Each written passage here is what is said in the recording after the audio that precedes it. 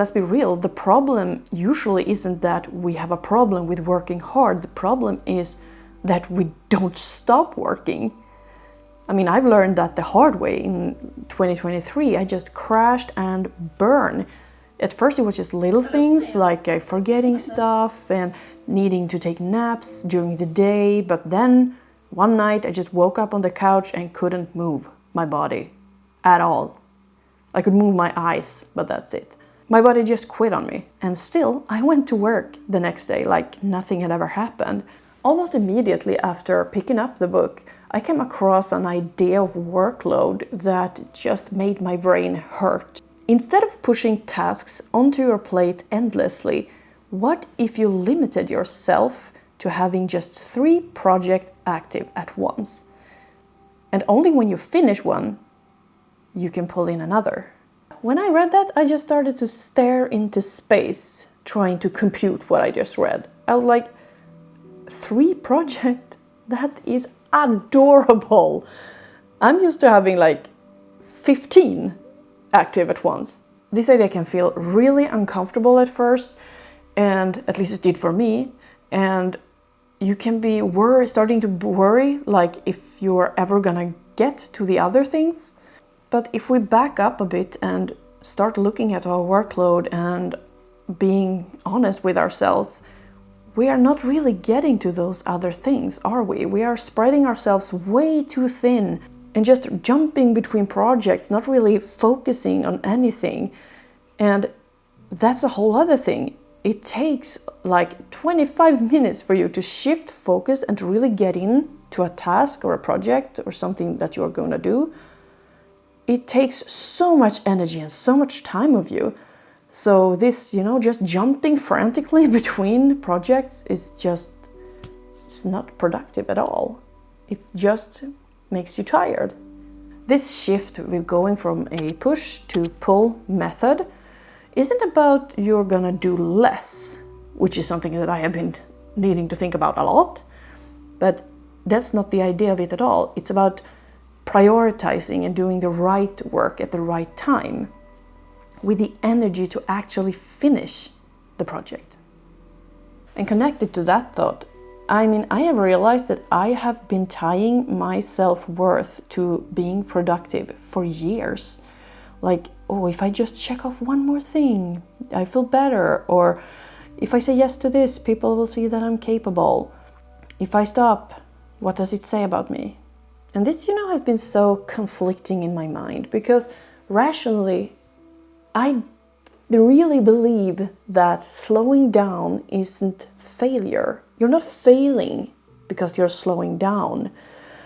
It's actually the thing that will sustain your growth, that will sustain you keep moving forward. But yeah, it's simple in theory and it can be like excruciating in practice, like in reality.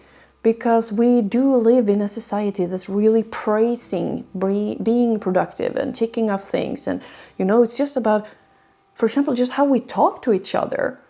Like, I'm so busy. It's just everyday talk and conversation, just small talk is just filled with how busy we are and how many things we are doing at the same time and everything. It's been so normalized to have too much to do. Really, we need to start and say no to more shit. Like, stop scattering ourselves everywhere and putting our energy on tasks and stuff that don't matter. Sitting with open space in our schedules can feel just so wrong and just be like, we should be doing more. But what if you just sit back, take a breath, and just, imagine what it would feel like to go through your day and actually have more than enough time to do your things. Maybe have breathing room, to have pauses within your day. What would that feel like? Cal even writes this in his book. Just imagine what it would feel like if you could reduce your obligations to the point where you can easily imagine accomplishing them with time to spare. When you really think about it, isn't that what we all want?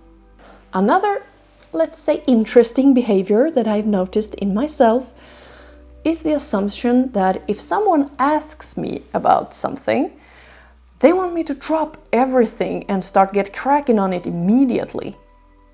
This has become crystal clear to me because I've noticed that my colleagues have started to say things to me like, I don't need you to drop everything and do this right now, I'm just asking.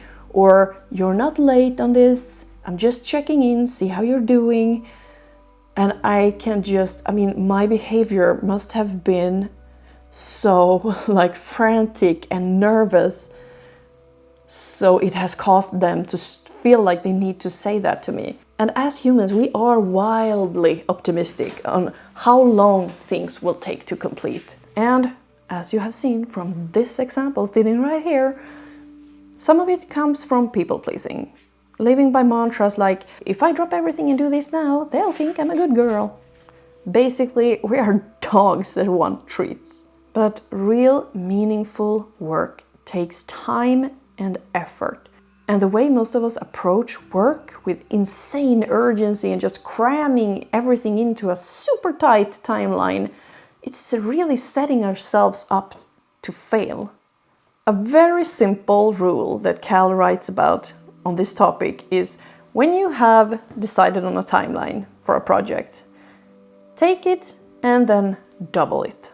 When I say a lot of these things, a chill just runs down my spine because it makes me so uncomfortable to actually live by and implement these tips. I believe that so many of us have built our lives around pushing forward all the time, not listening to our mind, our body. But what if we were to unlearn that? How would our lives be different? And also because if we don't unlearn these behaviors, we pretty much know where we're gonna end up. And another important takeaway here is that yes, a lot of pressure on being productive and everything might come from my boss or a client or something, but really at least half of it comes from within. It's like internal pressure that you put on yourself. Like even if your boss or your client asks you, when can you have this done? And you say, yeah, I can have it done next week. But really, in the back of your mind, you know, well, I would need 3 weeks to do this if I'm not gonna cry every night of stress. So why don't you say it's gonna take 3 weeks? And that is why slow productivity really resonated a lot with me, because it's not about doing less for the sake of it. It's just about making sure that what we do actually matters and that we give ourselves grace to do the tasks that we get on our plate. Mindless productivity will make your brain implode one day or the other. So I can really recommend you reading this book. It's an easy read filled with practical ideas that you can implement in your own life and start to create a more sustainable work life and working to shift your view of the pace of work. And at the end of the day, I hope we all can become happier and more at peace with ourselves and come up with better ideas and do better work. Talking about this reminded me of something I said in a video that I posted about a year ago. And it was something like, if people are happier, I truly believe that they will make better decisions. And by doing so, we can create a better world, one small ripple at a time. It might not change the whole world that you slow down the pace of your work, but it will change your world and the people that you affect. If you enjoy these conversations where we try to create a more slower and intentional life for ourselves, remember to subscribe and check out my Patreon page. And I will see you soon.